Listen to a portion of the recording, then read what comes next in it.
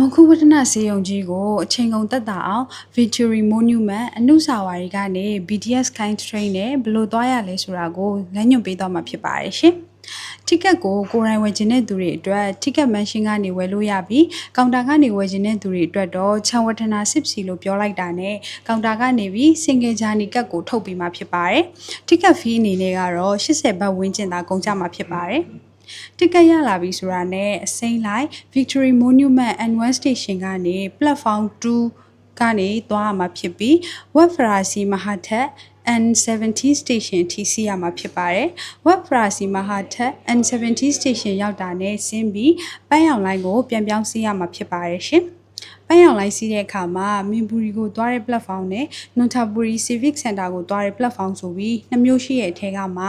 Nonthaburi Civic Center ကိုသွားတဲ့ platform ကနေပြီးစီးရမှာဖြစ်ပါတယ်ရှင်။ပန်းရောင်လိုင်းစီးပြီးချံဝတ္ထနာ 10C Station ကိုရောက်ရင်တော့ Exit 2ကနေဆင်းလိုက်တာနဲ့မုံခိုးဝတ္ထနာဆေးရုံကြီးကိုလှမ်းမြင်ရမှာဖြစ်ပါတယ်ရှင်။